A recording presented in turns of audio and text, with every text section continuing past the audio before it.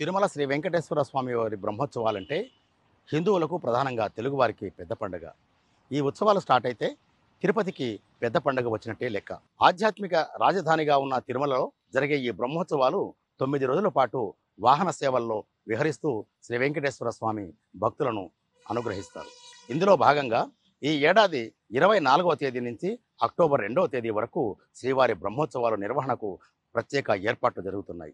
మొన్నటి వరకు టీటీడీ కార్యనిర్వహణాధికారిగా ఉన్న జె శ్యామలరావు గత ఏడాది మిగిల్చిన అనుభవాలు పాఠాలను తెలుసుకొని ప్రత్యేకంగా ఏర్పాటు చేయడానికి, అధికారులను సన్నద్ధం చేయడానికి అవసరమైన కార్యక్రమాలని నిర్వహించారు.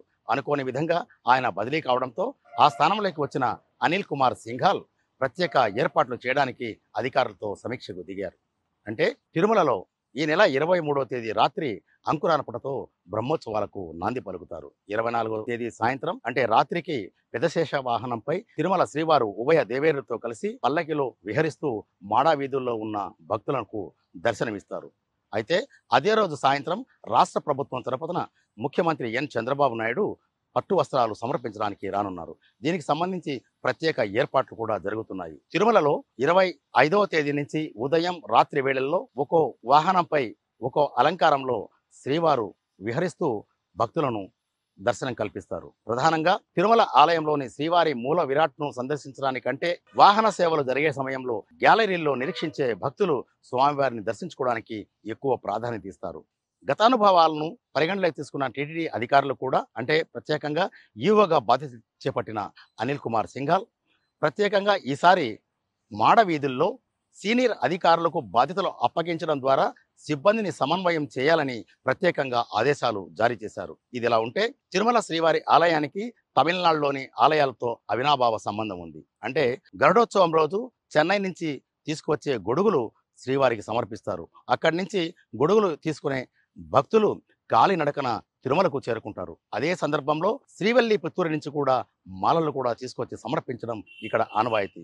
ఇందుకు సంబంధించి తమిళనాడులో కూడా ఏర్పాట్లు జరుగుతున్నాయి. ఇదిలా ఉంటే గత ఏడాదితో పోలిస్తే భక్తుల సంఖ్య మరింత పెరిగే అవకాశం ఉన్నట్లు కనిపిస్తోంది. వాస్తవానికి గత ఏడాది బ్రహ్మోత్సవాల నేపథ్యంలో 7 లక్షల లడ్డూలను సిద్ధం చేసి ఉంచారు. అదేవిధంగా వాహన సేవలు చూడడానికి గ్యాలరీలు, అలాగే ఆలయ పరిసర ప్రాంతాల్లో యాత్రికులకు సేవలు అందించడానికి 1000 మంది శ్రీవారి సేవకులను అందుబాటులో ఉంచారు. కానీ ఈ ఏడాది మాత్రం ఈవో అనిల్ కుమార్ సింఘాల్ ప్రత్యేకంగా ఆదేశాలు జారీ చేశారు. ప్రధానంగా 3500 మందిని శ్రీవారి సేవకులను వినియోగించుకునేందుకు, అందులో ఇప్పటి వరకు కీలకంగా బాధ్యతలు నిర్వహించిన వారికి ప్రాధాన్యత ఇవ్వాలని ఆయన టీటీడీ చీఫ్ పిఆర్ఓ తలారి రవికి ఆదేశాలు జారీ చేశారు.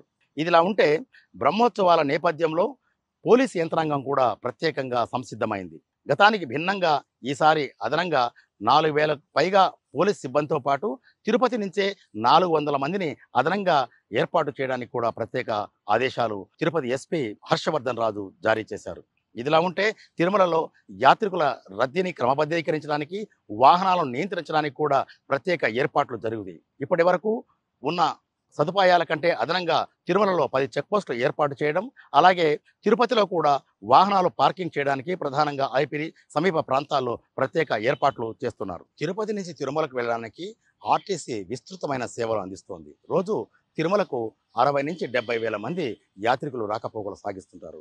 ఇందుకోసం తిరుపతి నుంచి 335 బస్సులు అంటే రోజుకు 1350 ట్రిప్పులు నడుపుతున్నారు. బ్రహ్మోత్సవాల నేపథ్యంలో ఈ సంఖ్య 399కి పెంచనున్నట్లు Tirupati RTC regional manager Jagadish చెప్తున్నారు. గరుడోత్సవం రోజు రద్దీ ఎక్కువగా ఉంటుందనే నేపథ్యంలో బస్సుల సంఖ్య 435కు పెంచి సుమారు 3500 సర్వీసులు తిరుపతి తిరుమల మధ్య నడపనున్నట్లు ఆర్టీసీ ఆర్ఎం జగదీష్ చెబుతున్నారు. గరుడోత్సవం రోజు శ్రీ వెంకటేశ్వర స్వామివారు గరుడ వాహనంపై ఊరేగే సందర్భంలో తిరుపతి పరిసర ప్రాంతాలే కాకుండా చిత్తూరు, దేశ విదేశాల నుంచి కూడా దాదాపు 5 లక్షల మంది యాత్రికులు హాజరయ్యే అవకాశం ఉంది. ఇది గత రికార్డును పరిశీలిస్తే ఈ విషయం స్పష్టమవుతుంది.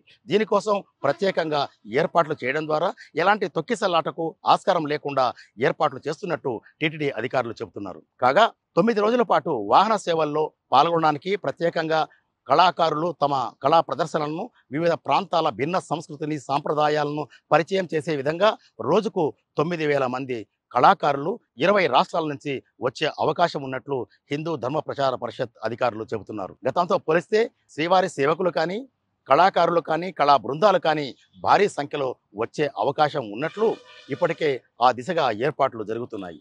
మొత్తం మీద తిరుమల వార్షిక బ్రహ్మోత్సవాలు ఈ నెల 23 నుంచి ప్రారంభం కానున్న నేపథ్యంలో టీటీడీ అధికారులు కూడా యాత్రికుల రద్దీని దృష్టిలో ఉంచుకొని ప్రత్యేకంగా ఏర్పాట్లు చేయడానికి ఇప్పటి నుంచే సమీక్షలు ప్రారంభించారు. ఇక పట్టుమని 10 రోజులు కూడా సమయం లేని పరిస్థితిలో కొత్తగా వచ్చిన ఈవో అనిల్ కుమార్ సింఘాల్ టీటీడీ అధికారులను, సిబ్బందిని సమన్వయం చేసుకుంటూ పనులను వేగవంతం చేయడానికి అవసరమైన చర్యలన్నీ తీసుకుంటున్నారు. వీడియో జర్నలిస్ట్ దినేష్ గుణకలతో SSV Bhaskar Rao, federal correspondent, Tirumala నుంచి.